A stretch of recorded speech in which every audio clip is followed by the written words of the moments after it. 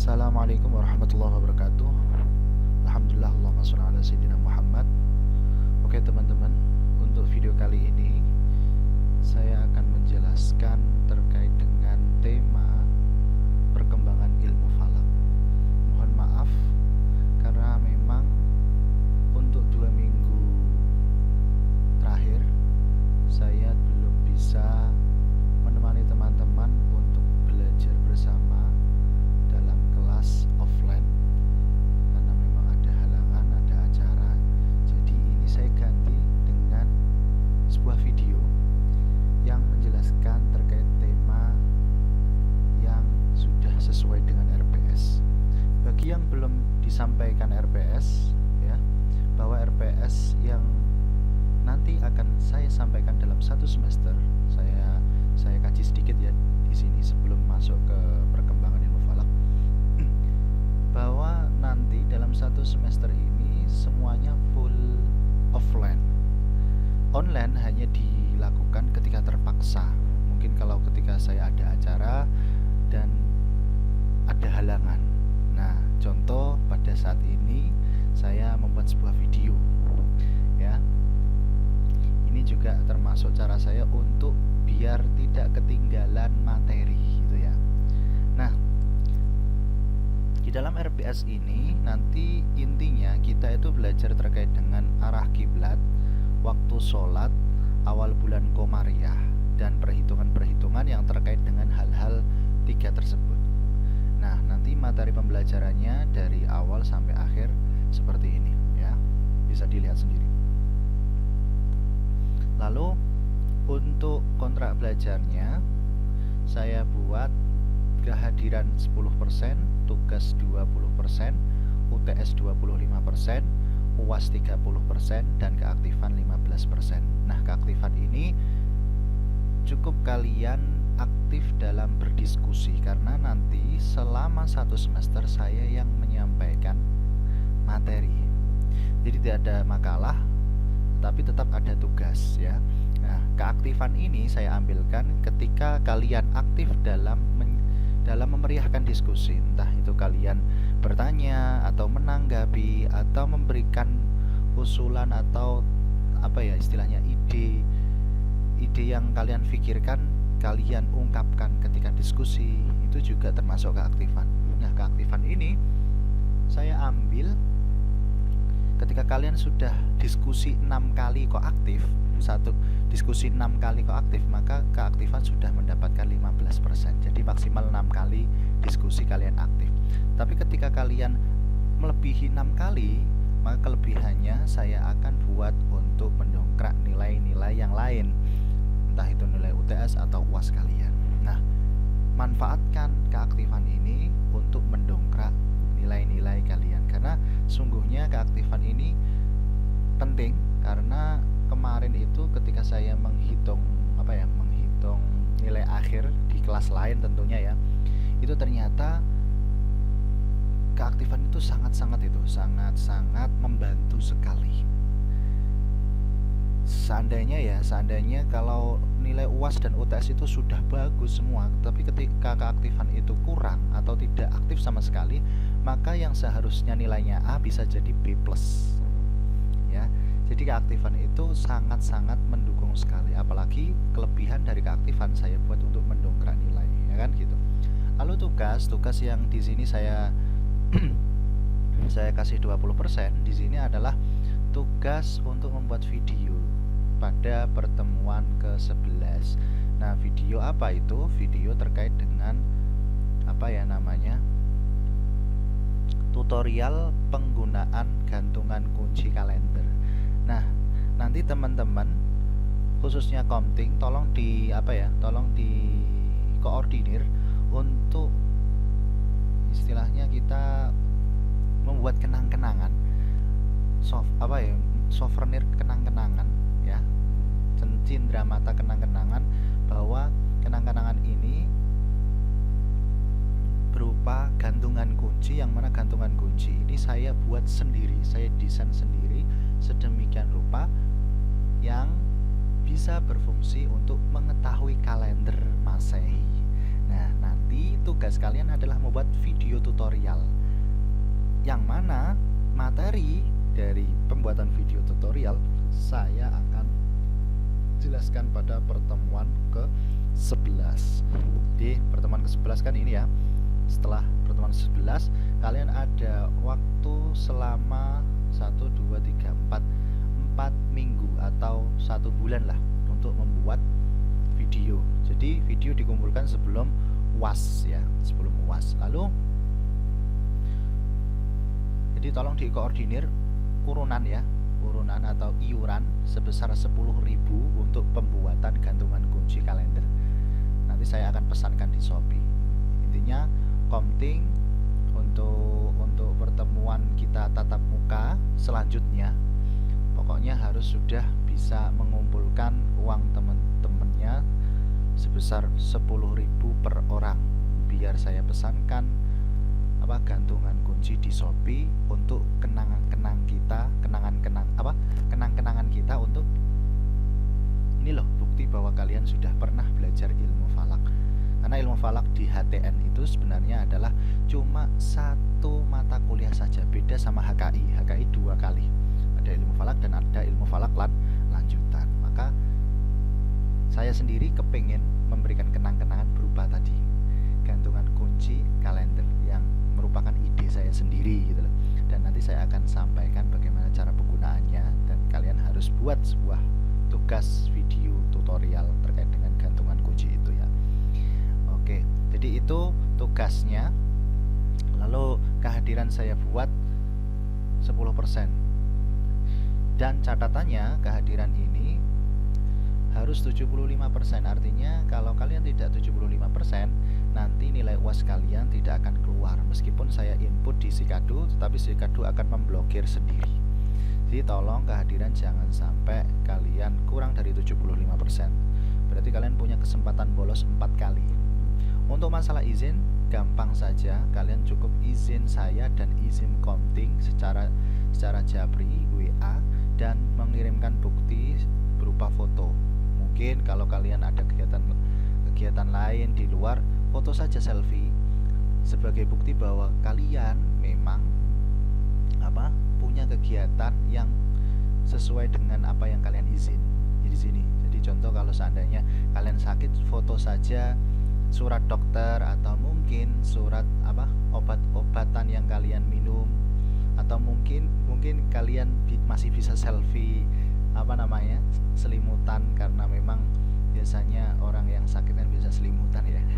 Ya seperti itulah intinya. Untuk perizinan saya mudahkan, yang penting kalian benar-benar melaksanakan memang ada kegiatan di luar kuliah gitu loh. Nah izinnya ke saya dengan komtingnya siapa. Jadi jangan ke saya saja, tetapi komting juga harus dikabari, biar nanti komting mengingatkan ke saya bahwasanya orang ini izin, mahasiswa ini izin gitu. Oke, itu saja untuk itu ya, untuk RPS dan kontrak belajar. Lalu selanjutnya langsung saja ke materi yang yang pertama, yaitu perkembangan ilmu falak.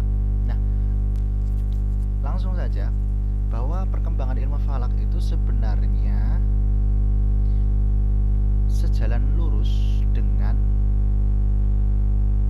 manusia ketika memikirkan alam ya.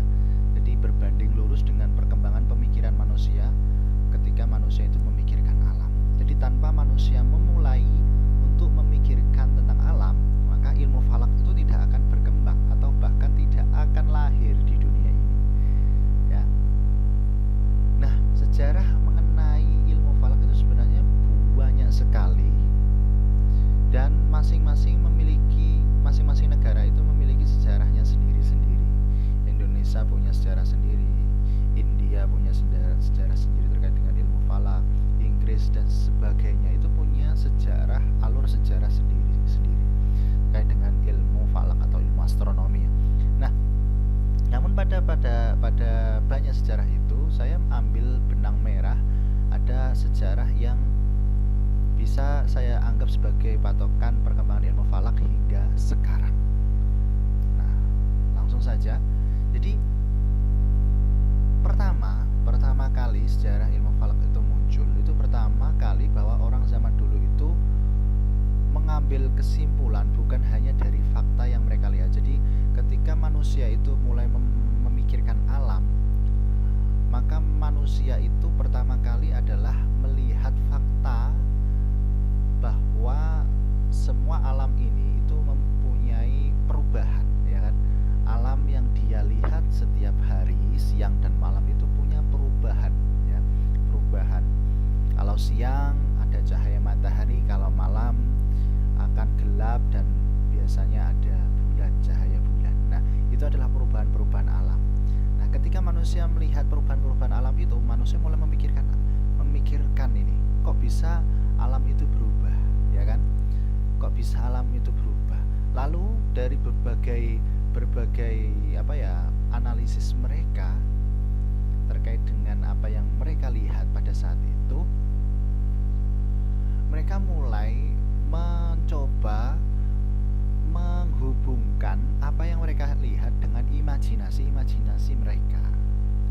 Nah, imajinasi tersebutlah yang akhirnya melahirkan mitologi dari berbagai peradaban. Contoh nih, seperti apa? Seperti nama-nama planet. Nama-nama planet itu sebenarnya adalah diambilkan dari imajinasi orang terdahulu yang dihubungkan dengan kepercayaan mereka terkait dengan dewa-dewa. Ada dewa Mars, ada dewa Saturnus, dewa Jupiter. Nah, itu semuanya banyak sekali. Dewa Neptune itu juga nama dewa. Semuanya itu pakai nama-nama dewa, kepercayaan yang mereka percayai pada saat itu. Lalu seperti rasi bintang. Rasi bintang itu juga merupakan imajinasi mereka melihat bahwasanya ternyata ada kumpulan bintang yang menurut mereka mirip seperti kalajengking. Maka rasi bintang itu disebut sebagai rasi bintang Scorpio. Mirip seperti timbangan, maka rasi bintang tersebut disebut sebagai rasi bintang Libra dan sebagainya. Nama-nama bulan, bulan Masehi itu juga termasuk imajinasi kepercayaan mereka terkait dengan dewa-dewa.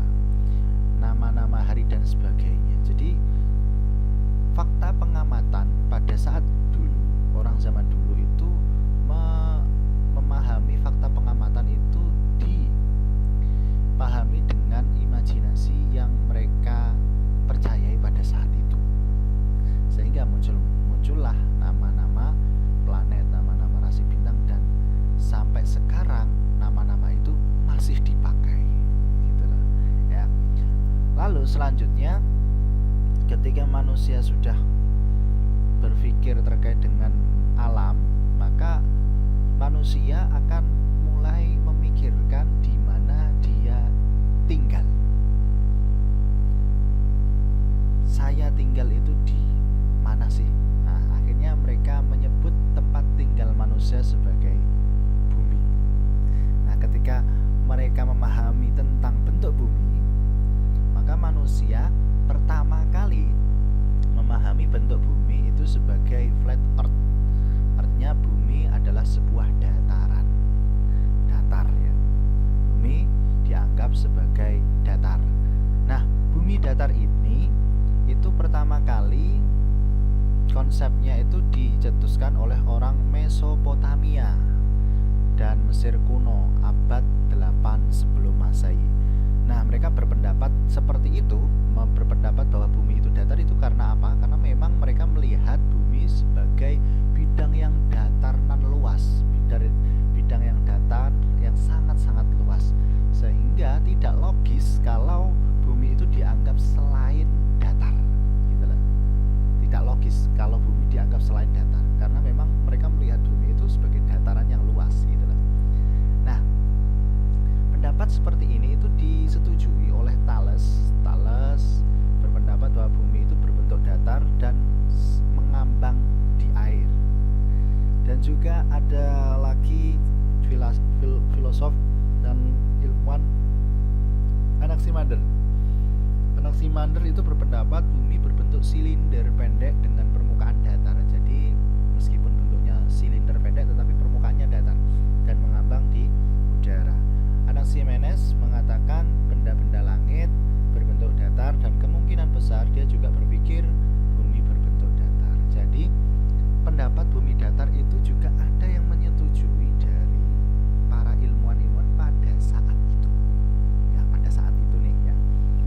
jangan kalian samakan ilmuwan pada saat itu dengan ilmuwan sekarang, kan berbeda kan ya.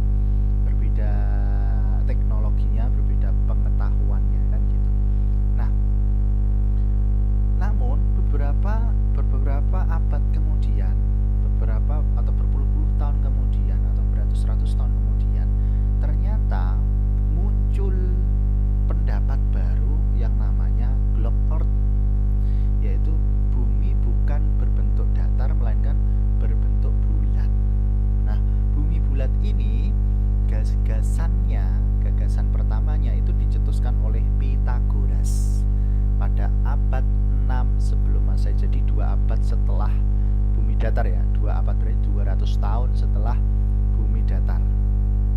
Ya, atau sekitar 500 sebelum Masehi. Nah ini lalu juga disetujui oleh Aristoteles, dilengkapi oleh Aristoteles pada abad 330 sebelum Masehi. Nah, bumi bulat ini maksudnya adalah percaya bahwasanya bumi itu bentuknya adalah bulat. Aristoteles pada 330 sebelum Masehi, dia dipercayai sebagai orang pertama yang menulis terkait dengan bumi itu bulat. Nah, bukunya namanya On the Heaven. Itu buku karya Aristoteles yang membahas bukti-bukti terkait dengan bumi itu bulat. Nah, gagasan Aristoteles ini kemudian disetujui oleh filosof-filosof pada masa itu seperti Eratosthenes, Euclid, Aristarchus dan Archimedes. Nah, semuanya itu menyetujui gagasan Aristoteles. Bahkan Eratosthenes pernah berhasil mengukur keliling bumi dengan menggunakan teori bumi bulat. Bahkan Eratosthenes itu pernah mengukur seperti itu. Nah, Aristoteles berpendapat bumi itu bulat, itu ada alasannya. Alasannya apa? Nah, ini saya kasih 3 alasan, kalau nggak salah ini 3 ya, 3 alasan, beberapa alasan yang ditulis Aristoteles di dalam bukunya On the Heaven ini.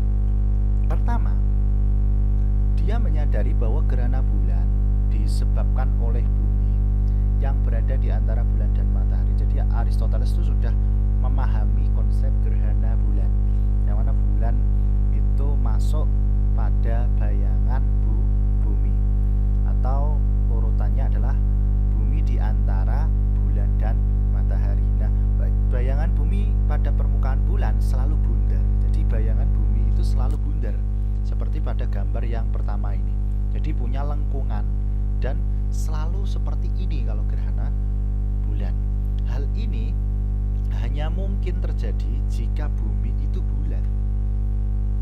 Apabila bumi itu datar, maka bayangannya ada satu kejadian, harusnya ada satu kejadian bahwasanya bayangannya itu bisa jadi lonjong dan hanya bulat apabila bumi berada di atas ubun-ubun. Jadi kalau seandainya memang bumi itu datar, maka gerhana itu harusnya ada peristiwa ketika gerhana itu seperti pada gambar kedua ini. Ya, jadi lonjong karena bumi itu datar, harusnya ada peristiwa gerhana yang seperti pada gambar 2 ini. Tapi nyatanya tidak ada sama sekali. Nyatanya adalah selalu seperti yang gambar pertama ini, gambar yang kiri. Ini membuktikan bahwasanya bumi itu bulat, bukan datar. Gitu. Logika sederhana dari Aristoteles seperti itu, dari pengamatan gerhana bulan. Lalu, alasan kedua dari perjalanan yang pernah dilakukan saat itu. Jadi orang-orang Yunani itu pernah melakukan perjalanan laut ya. Orang-orang Yunani mengetahui bahwa bintang utara tampak lebih rendah di langit bila pengamat berada lebih ke selatan karena terletak di atas kutub utara. Bintang utara berada tepat di atas ubun-ubun seorang pengamat di kutub utara dan di atas horizon bila ia di khatulistiwa. Hal ini hanya mungkin bila bumi bulat. Jadi jelaskan. Alasan kedua seperti ini. Jadi ada satu bintang yang namanya bintang Polaris. Bintang Polaris itu bintang yang tepat di atas kutub utara. Makanya namanya Polaris. Polaris itu kutub utara. Nah, Polaris itu kutub utara.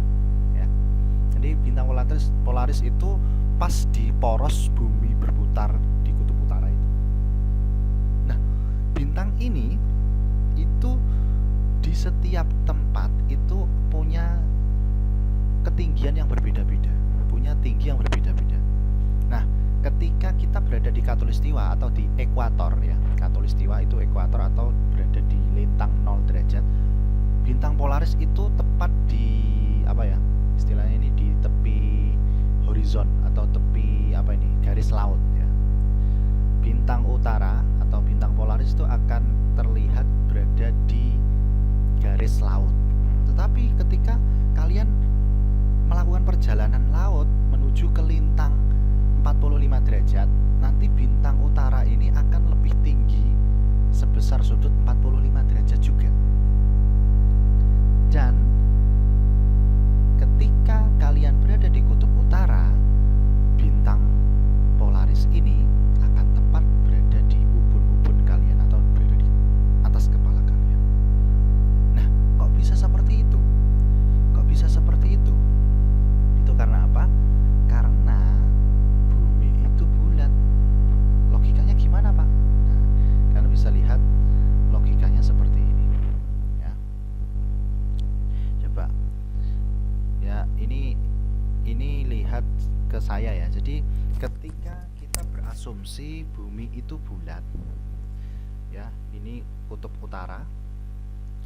Ini tangan saya bumi yang bulat. Di atas ini kutub utara, yang mana di atas kutub utara itu ada bintang Polaris ya.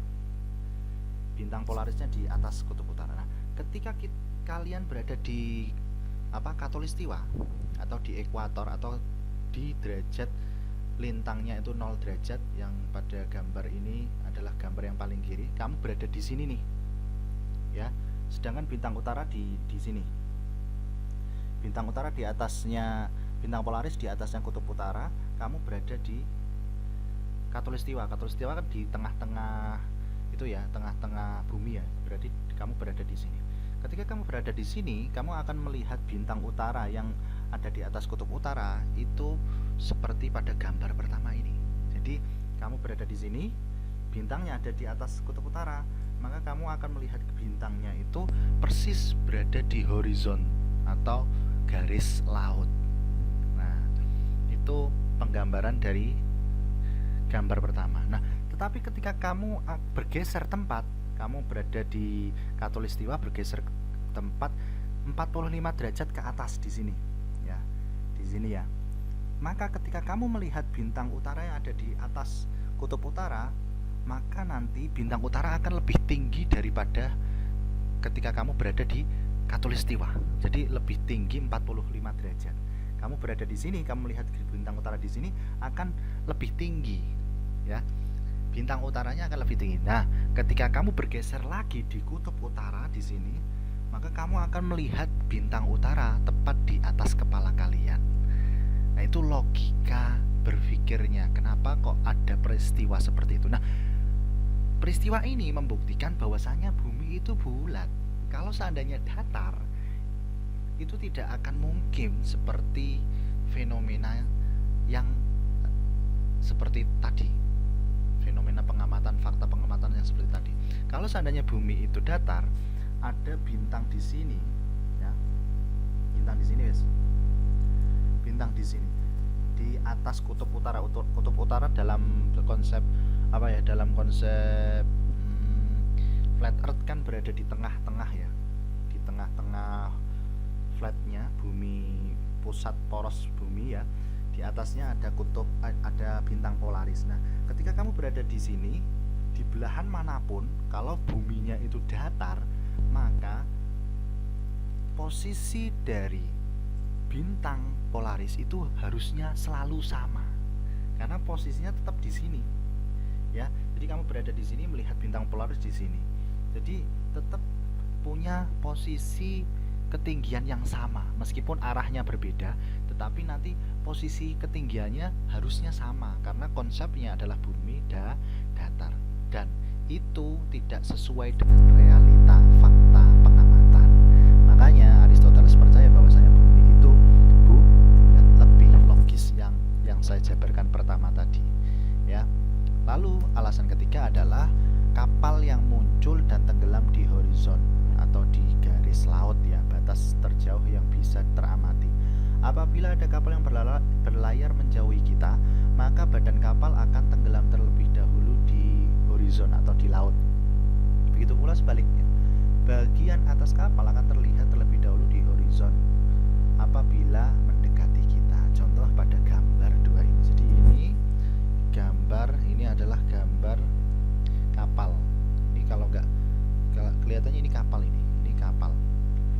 Nah, jadi bagian pucuknya saja yang terlihat, tetapi bagian bawahnya tidak terlihat. Contoh lagi di sini di gambar kedua ini adalah baling-baling pembangkit listrik tenaga angin ya. Di sini atasnya kelihatan, tapi bawahnya, tiang bawahnya ini tidak kelihatan. Ini bukti bahwasanya bumi itu punya lengkungan. Ketika bumi punya lengkungan, maka otomatis bumi itu bisa dianggap sebagai bulat, ya kan?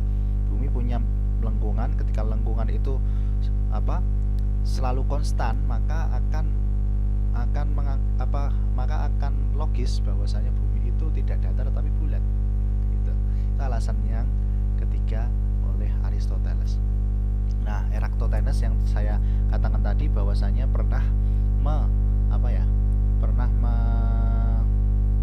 meneliti terkait dengan keliling bumi itu dengan menggunakan dasar perhitungan bumi bulat. Nah, ini jadi Eratosthenes memperkuat pandangan bumi itu bulat dengan percobaan mengukur jari-jari bumi dan keliling bumi, memanfaatkan bayangan matahari dan perhitungan matematika. Dia memanfaatkan perbedaan bayangan antara dua tongkat di kota Aswan, Sina, dan kota Alexandria akibat lengkungan bumi yang untuk mengukur keliling bumi. Jadi dia di sini Alexandria, di sini Sina atau Aswan. Ketika pada jam yang sama nanti bayangan antara dua daerah ini, dua kota ini, itu bayangan tongkat yang mereka tegakkan di dua daerah ini atau kota ini itu berbeda, bayangannya berbeda. Nah, dari bayangan itu diukurlah. Jadi bayang itu ya, Alexandria punya sudut 7,2, sedangkan Sina nggak ada bayangan sama sekali. Jadi di kota Aswan, Sina, bayangan tidak terbentuk karena sinar matahari tegak lurus dengan permukaan bumi di daerah Sina. Sedangkan sementara di Alexandria, sinar matahari tidak tegak lurus dengan permukaan bumi. Sudut antara tongkatnya itu punya sudut 7,2 derajat. Nah, dari sudut inilah kita bisa menghitung jari-jari bumi. Nah, seperti ini ya logikanya, kalian bisa baca sendiri. Jari-jari bumi bisa dihitung. Ketika kita sudah bisa menghitung jari-jari bumi, maka kita pakai saja rumus keliling dari lingkaran, maka akan menyimpulkan bahwasanya keliling bumi adalah 46.250 km ya. Nah, kalau dibandingkan dengan keliling bumi yang diukur di zaman modern sekarang itu adalah 40.075 km. Nah, ini perhitungan Eratosthenes ini cuma meleset sekitar 15%. Artinya apa? Artinya perhitungan Eratosthenes ini hampir sangat akurat. Jadi cukup akurat ketika itu. Nah, ini membuktikan, memperkuat bahwasanya memang bumi itu bulat. Oke, itu terkait dengan bumi bulat. Lalu setelah berkembang lagi konsep-konsep terkait dengan ilmu falak, akhirnya ada pendapat terkait manusia sudah mulai memikirkan terkait dengan pusat jagat raya ya. Pusat jagat raya ada di sini. Nanti ada 3 pendapat terkait dengan pusat jagat raya. Pertama, ada pendapat egosentris atau antroposentris. Itu pandangan awal bahwasanya manusialah yang menjadi pusat jagat raya. Teori yang mengatakan bahwa pusat jagat raya adalah manusia itu namanya egosentris atau antroposentris. Kenapa kok bisa manusia bisa berkata demikian? Karena memang kenyataan yang mereka lihat seperti itu.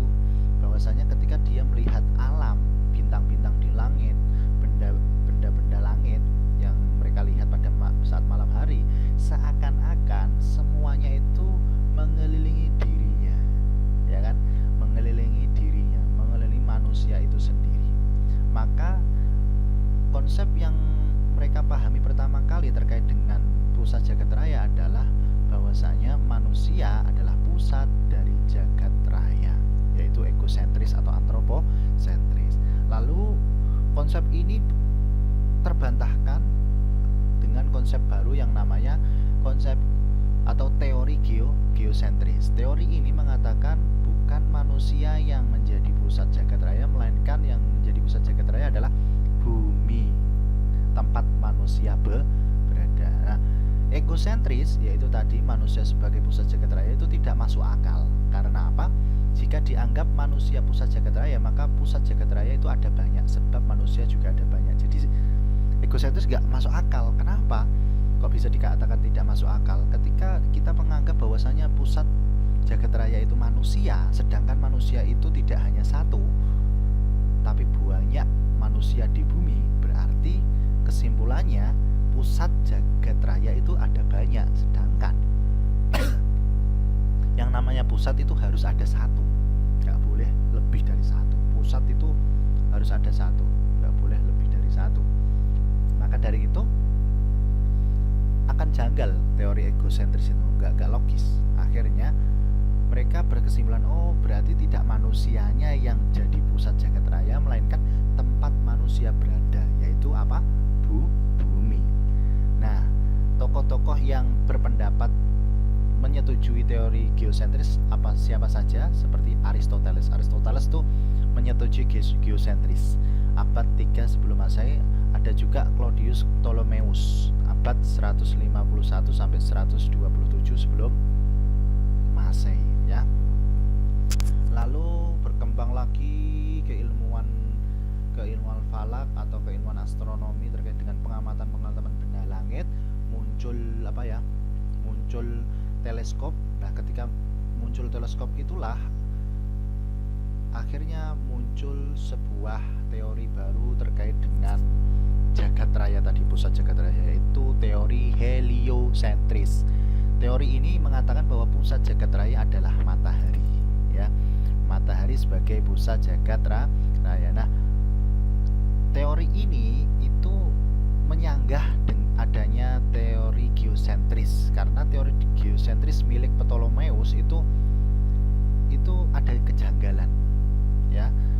Bahwasanya ketika dimodelkan teori geosentris ini itu seperti pada gambar ini, ya.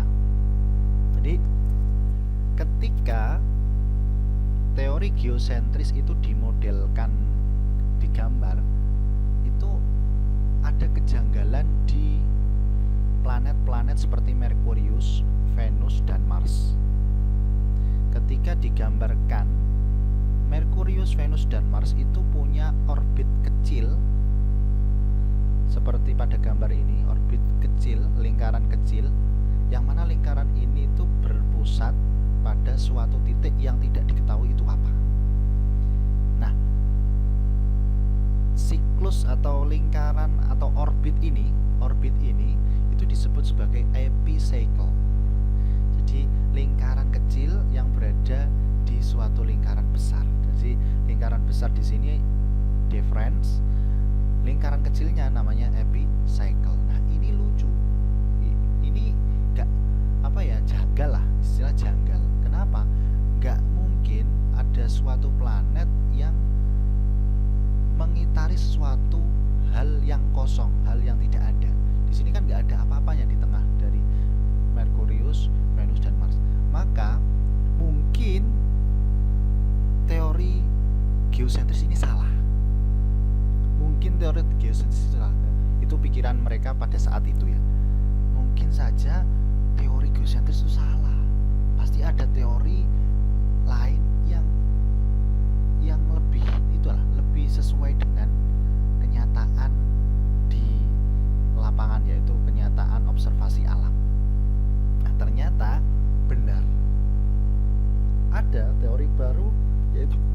teori heliosentris yang mengatakan bahwasanya matahari lah sebagai pusat jagat raya. Jadi kalau matahari yang diasumsikan sebagai pusat jagat raya, maka gambarnya akan seperti pada gambar 2 ini. Seperti pada gambar 2 ini, planet Venus, Merkurius, Mars itu selalu punya pusat yang sama, yaitu matahari. Ya. Jadi akan teratur gitu loh. Orbitnya teratur dan tidak ada kejanggalan seperti pada gambar 1. Kalau gambar 1 kan ada kejanggalan. Ada planet yang mengitari suatu titik yang mana titik itu tidak ada apa-apanya, kosong, nggak ada benda langit apapun di situ. Itu kan lucu. Dan itu janggal sekali menurut ilmu pengetahuan. Makanya ternyata ini konsep kurang benar dan akhirnya terbantahkan oleh model heliosentris yang dibuat oleh Copernicus, Nicolaus Copernicus pada tahun 1473 sampai 1543 Masehi gitu. Nah, kenapa kok seperti ini, ada epicycle seperti ini? Ternyata itu karena efek ini, retrograde motion. Jadi ketika bumi itu di sini, contoh ya. Oh, di sini dulu. Jadi bumi, saya jelaskan. Bumi ketika di sini melihat Mars, ini adalah planet Mars ya. Bumi ketika di sini melihat planet Mars itu, maka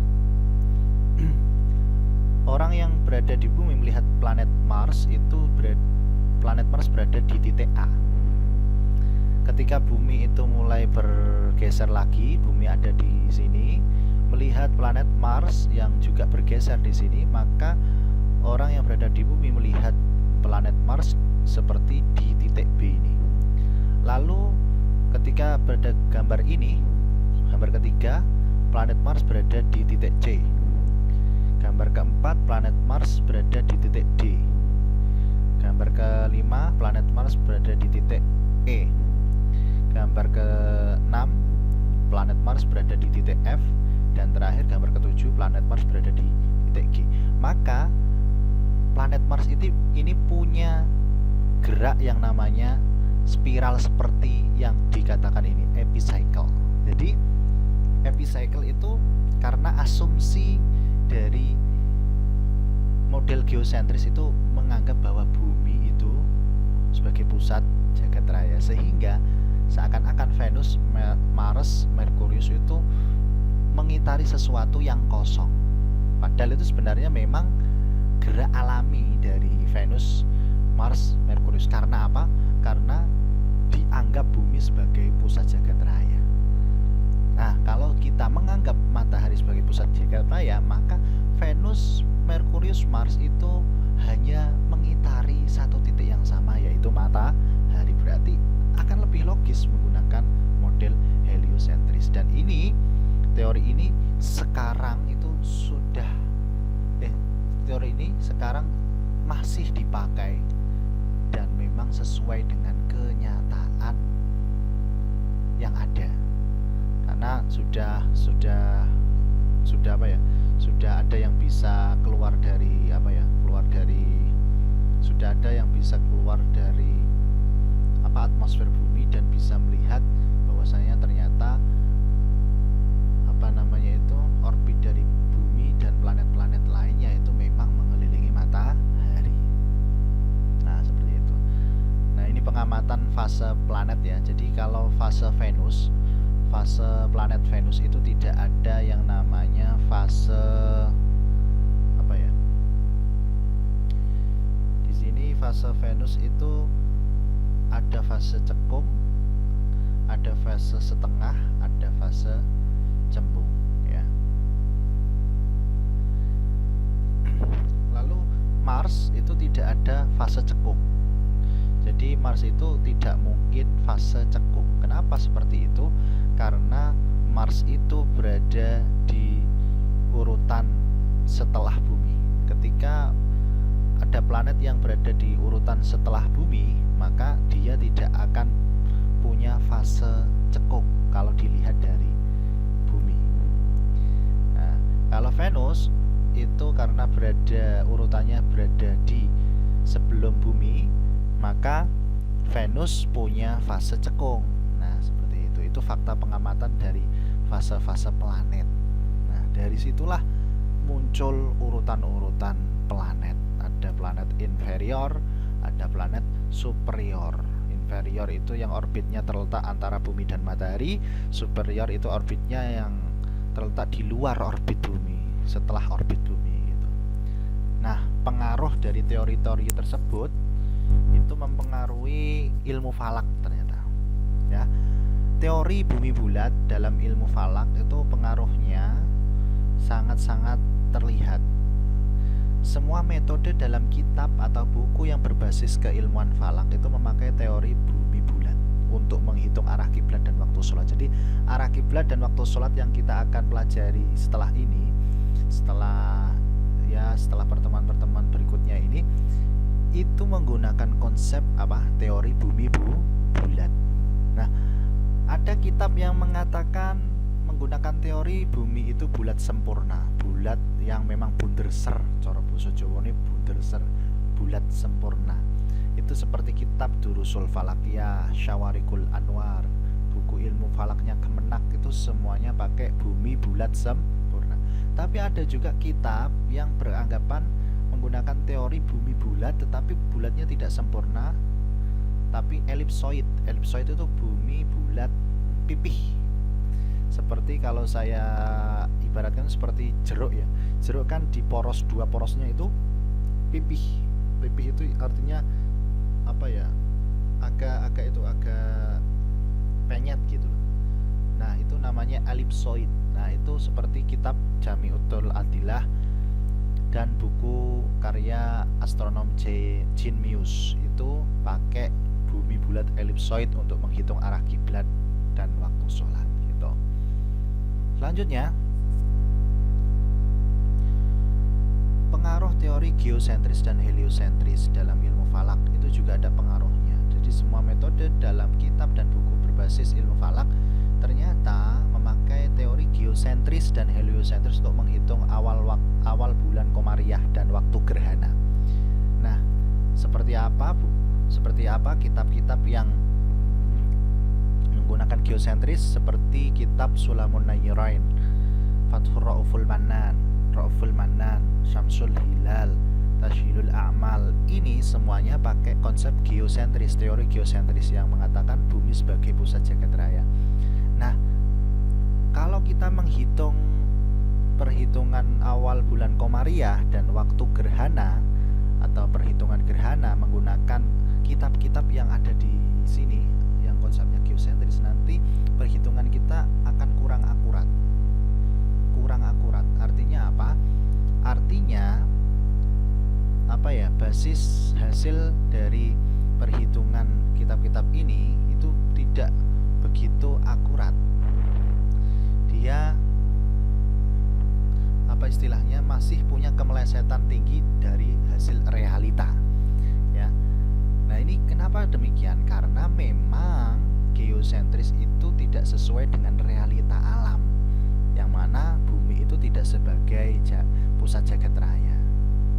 Nah, itu kan konsekuensinya. Jadi kalau konsekuensinya ada sebuah kitab yang menggunakan konsep geosentris, maka pasti hasilnya akan kurang akurat, tidak begitu akurat ya. Itu konsekuensinya. Kenapa? Karena tidak sesuai dengan alam, karena konsepnya saja sudah salah dari awal, yaitu bumi sebagai pusat jagat raya itu sudah salah. Maka nanti hitungan akhirnya pun akan bisa meleset gitu loh, atau kurang akurat. Tetapi kalau kita menggunakan konsep heliosentris yang sesuai dengan alam, kenyataan alam, maka nanti hasilnya akan akurat atau bahkan sangat akurat ya. Kitab-kitab apa saja yang basisnya menggunakan teori heliosentris seperti Khulasatul Wafiyah, Al-Khulasatul Wafiyah, Nurul Anwar, Matholius Sa'id, Badi'ul Misal, EP Mersisab Ru'yah, Kemenak ya, Irsyadul Murid, Durul Anik, dan buku Astronomical Algorithm ya, itu buku fenomenal yang sangat terkenal di kalangan astronom ya. Itu semuanya menggunakan menggunakan konsep heliosentris, teori heliosentris, yang mana perhitungannya pasti akan menghasilkan perhitungan yang akurat atau bahkan sangat akurat. Sangat akurat itu seperti kitab Durul Anik ya.